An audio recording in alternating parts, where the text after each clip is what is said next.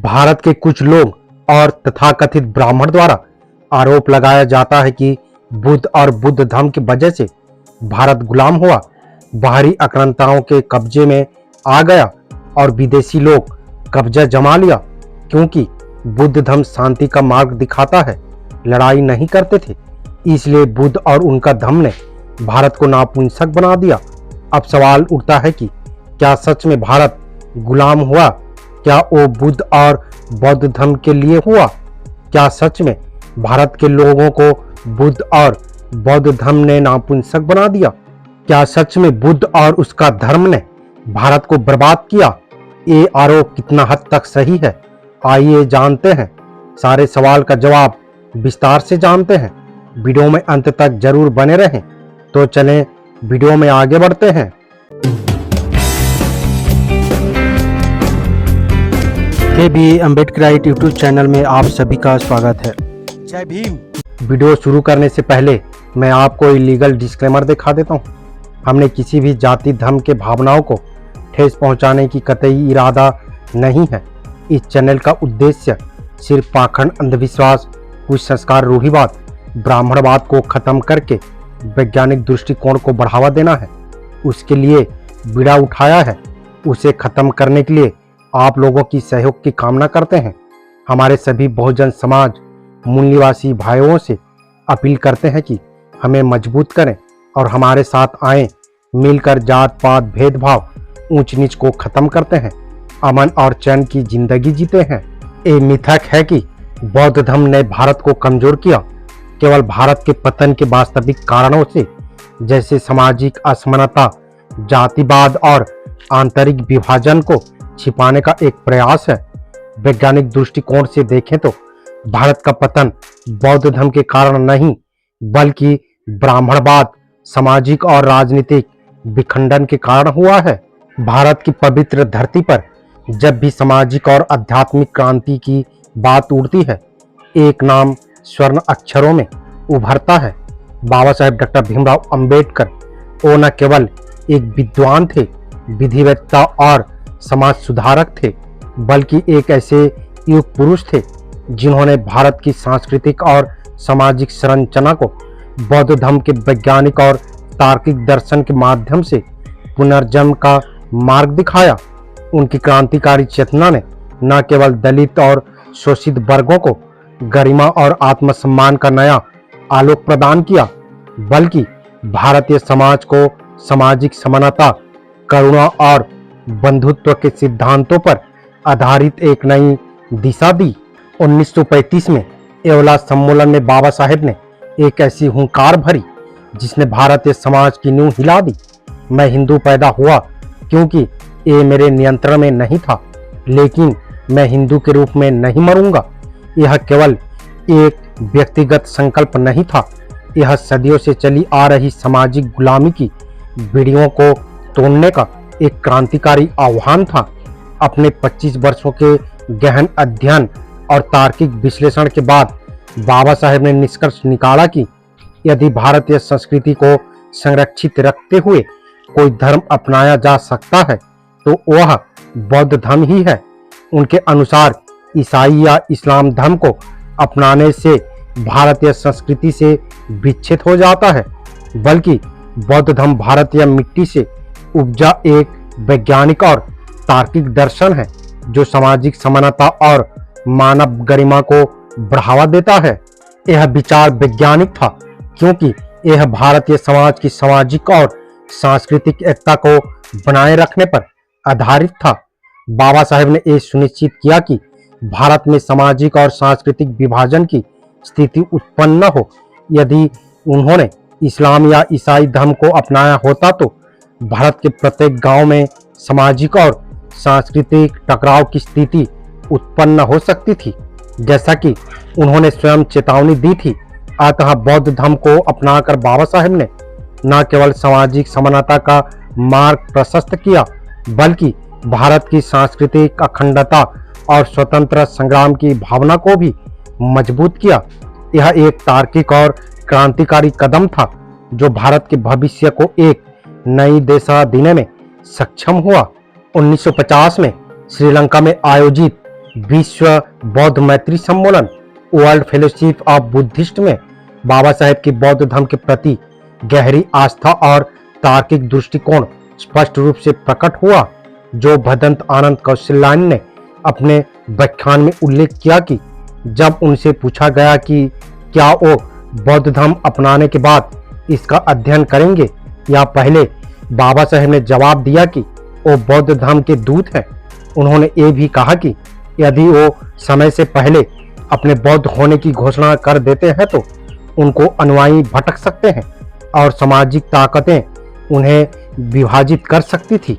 बाबा साहेब का ये बयान उनकी रणनीतिक दूरदर्शिता और सामाजिक एकता के प्रति उनकी गहरी प्रतिबद्धता को दर्शाता है।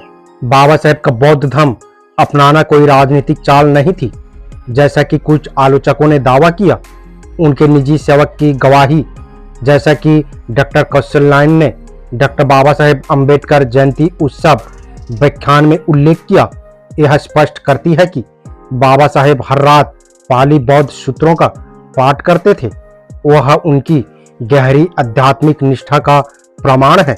श्रीलंका में भिक्षु दीक्षा समारोह के दौरान जब बारिश के बावजूद बाबा साहेब ने गठियों की बीमारी से पीड़ित होने के बावजूद भी पूरी रात समारोह में भाग लिया, उनकी बौद्ध धर्म के प्रति तार्किक और आध्यात्मिक प्रतिबद्धता स्पष्ट हुई। 14 अक्टूबर 1956 को नागपुर में आयोजित दीक्षा समारोह में बाबा साहेब ने लगभग 5 लाख लोगों के साथ बौद्ध धर्म को औपचारिक रूप से अपनाया था।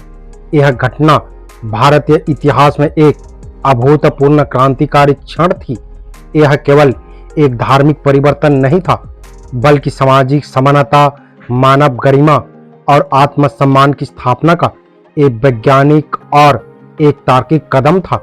बाबा साहेब ने बौद्ध धर्म को एक ऐसे दर्शन के रूप में प्रस्तुत किया जो अंधविश्वास और कर्मकांडों से मुक्त है और मानव को तर्क, विज्ञान और करुणा के आधार पर मुक्ति का मार्ग दिखाता है। हिंदू धर्म में 4 पुरुषार्थ हैं: धर्म, अर्थ, काम और मोक्ष जीवन के अंतिम लक्ष्य माने जाते हैं। मोक्ष को आत्मा का परम सत्य, चेतना और आनंद, सच्चिदानंद के रूप में परम ब्रह्म के साथ एकीकरण माना जाता है। यह आत्मा और ईश्वर के मिलन की अवधारणा है जो आत्मवादियों के लिए मुक्ति का आधार है। यह दृष्टिकोण आध्यात्मिक होने के साथ साथ अलौकिक शक्तियों और कर्मकांडों पर आधारित है, जो वैज्ञानिक दृष्टिकोण से तर्कसंगत जांच का विषय है। इसके विपरीत बौद्ध धर्म ने निर्वाण की अवधारणा पूरी तरह वैज्ञानिक और तार्किक है। बौद्ध दर्शन आत्मा और ईश्वर की अवधारणा को नकारता है, क्योंकि ये अवधारणाएं अनुभवजन्य साक्ष्य पर आधारित नहीं है। निर्वाण का अर्थ है सभी दुखों का पूर्ण निवारण। लोभ, द्वेष और मोह जैसे दुख के मूल कारणों का उन्मूलन है। यह एक मनोवैज्ञानिक और नैतिक प्रक्रिया है जो मानव के भीतर की अज्ञानता और तृष्णा को समाप्त करने पर केंद्रित है। डॉक्टर भदंत आनंद कौशल्यान ने इसे स्पष्ट करते हुए कहा कि जब कोई बौद्ध भिक्षु दीक्षा लेता है तो वह प्रण करता है कि सब दुखों के निवारण और निर्वाण की प्राप्ति के लिए मैं ये पीताम्बर धारण करता हूँ। यह बौद्ध दर्शन का मूल है जो मानव को अपनी आंतरिक शांति और मुक्ति के लिए स्वयं के तार्किक और वैज्ञानिक प्रयासों पर निर्भर करता है। बाबा साहेब ने इस दर्शन को अपनाकर भारतीय समाज को एक क्रांतिकारी दृष्टिकोण दिया। उन्होंने दिखाया कि बौद्ध धर्म का निर्वाण न केवल आध्यात्मिक मुक्ति का मार्ग है, बल्कि यह सामाजिक समानता और मानव गरिमा का आधार भी है। यह एक ऐसी वैज्ञानिक क्रांति थी जिसने भारतीय समाज को अंधविश्वास और कर्मकांडों की जंजीरों से मुक्त करने का प्रयास किया। ये आरोप हमेशा लगाया जाता है कि भगवान बुद्ध और महावीर ने भारत को कमजोर किया और इसके परिणाम स्वरूप विदेशी आक्रमण हुए। न केवल ऐतिहासिक रूप से आधारहीन है, बल्कि तार्किक और वैज्ञानिक दृष्टिकोण से भी खोखला है। डॉक्टर भदंत आनंद कौशल्यान ने धम्मनायक के सम्मान में स्मारक खंड में इस मिथक को खारिज करते हुए कहा कि जब भारत पराजित हुआ तब बौद्ध धर्म का प्रभाव कम हो चुका था। उन्होंने ये भी बताया कि अहिंसा परमो धर्म का सिद्धांत जिसे बौद्ध धर्म से जोड़ा जाता है वास्तव में महाभारत अनुशासन पर्व अध्याय 113 श्लोक 8 से लिया गया है। यह विडंबना है कि जिन लोगों ने इस सिद्धांत को अपनाया उन्होंने ही महाभारत जैसे विनाशकारी युद्ध लड़े। ऐतिहासिक तथ्य इस मिथक का खंडन करते हैं। श्रीलंका और बर्मा जैसे बौद्ध देशों ने 1815 और 1887 तक विदेशी शक्तियों के खिलाफ स्वतंत्रता के लिए संघर्ष किया। श्रीलंका ने पुर्तगालियों, डच और ब्रिटिश शासकों के खिलाफ 1815 तक प्रतिरोध किया, जबकि बर्मा ने 1887 तक ब्रिटिश साम्राज्यवाद के खिलाफ अपनी स्वतंत्रता की लड़ाई लड़ी। यह दर्शाता है कि बौद्ध धर्म ने कभी भी किसी देश को अपनी स्वतंत्रता के लिए लड़ने से नहीं रोका। बौद्ध धर्म का अहिंसा का सिद्धांत युद्ध के खिलाफ नहीं बल्कि अनावश्यक हिंसा और क्रूरता के खिलाफ है। बाबा साहेब ने बौद्ध धर्म को एक ऐसे दर्शन के रूप में प्रस्तुत किया जो सामाजिक समानता और राष्ट्रीय एकता को बढ़ावा देता है। यह मिथक कि बौद्ध धर्म ने भारत को कमजोर किया केवल भारत के पतन के वास्तविक कारणों जैसे सामाजिक असमानता, जातिवाद और ब्राह्मणवाद, आंतरिक विभाजन को छिपाने का एक प्रयास है। वैज्ञानिक दृष्टिकोण से देखें तो भारत का पतन बौद्ध धर्म के कारण नहीं बल्कि सामाजिक और राजनीतिक विखंडन के कारण हुआ, जिसे बाबा साहेब ने अपनी रचनाओं में बार बार रेखांकित किया है। त्रिपिटकाचार्य भिक्षु धर्मरक्षित महास्थविर ने 25 नवंबर 1956 को मूल ग्रंथ कुटी बिहार सारनाथ में आयोजित एक समारोह में कहा था कि बुद्ध के महापरिनिर्वाण के 2500 साल बाद भारत में बौद्ध धर्म का पुनर्जन्म होगा और बाबा साहेब उस बोधिसत्व के रूप में अवतरित हुए थे। नागपुर में 14 अक्टूबर 1956 को आयोजित दीक्षा समारोह में बाबा साहेब ने भगवान बुद्ध के धम्म चक्र को पुनः प्रवर्तित किया।